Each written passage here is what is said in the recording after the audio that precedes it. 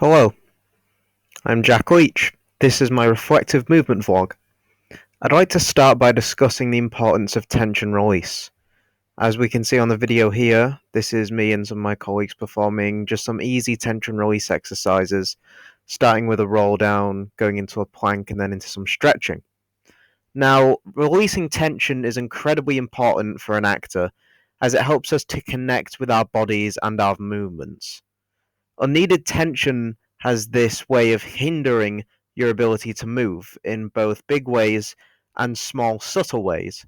So, removing those tensions using these stretches and warm ups can also help us to energize ourselves and, most importantly, in my opinion, connect the body to the mind in a very direct way. When the mind is connected to the body, we can focus on the specifics of our movements and consider how we can showcase emotions and images that otherwise we may not be able to faithfully portray. It's in this complete commitment and focus I feel as though I'm still developing my skills. You see, truly losing myself in movement and letting go of certain inhibitions is challenging to me. I have a tendency to become too critical of my own movements and too conscious of my own self, instead of just allowing myself to be truly relaxed and focused in the moment. I tend to second guess movements I may be making. However, I do feel I am being successful in regards of actually learning to release my initial tensions. I've learned a lot of new warm up techniques and stretches through movement sessions and Tai Chi, making me a lot more comfortable with tension release than prior to starting the course. Moving on, we have the Laban efforts. These teachings have aided greatly in making me more self-aware of my own physicality and how I move on a daily basis. Although we can be impacted by certain things in everyday life, such as terrain or our mood, people can fit into certain ways of moving according to these efforts. Therefore, knowledge of these efforts and how to perform them, if they're light or heavy, sustained or sudden, direct or indirect, can help me as an actor to understand the physical language of a character I may be playing. I have developed a better understanding in terms of dynamic character movements. Connection to your body by releasing tension is incredibly important for this to work, as you can allow yourself to be eased of physical burdens and fully engage yourself in physicality different to your own, such as a heavy, sustained, and direct press. An example of dynamic alignment can be found in this animal movement. The alignment of a flat spine allows you to connect to the body and, using the dab Laban effort in the hands and legs, I aim to create an image of a tiger, which I believe was mostly successful even for a short period of time.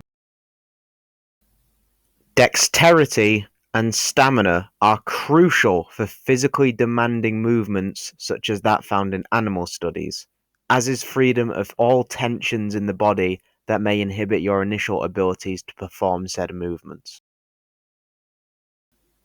This is a rehearsal for my character journey movement piece. I wanted to try and incorporate various movements and Laban efforts to display the scattered feelings of mystery felt by the main character, Mr. Utterson, in the novella Dr. Jekyll and Mr. Hyde.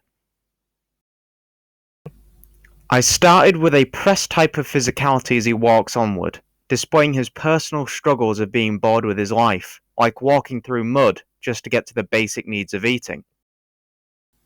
The middle section is comprised of swift slashing and dabbing movements, as the mystery of the story starts to engage him, bringing excitement into his life, alongside a sense of danger. The ending is composed of movements meant to resemble his body being heavily slammed to the floor, as the truth and the consequences it brings him beats Utterson down into grief.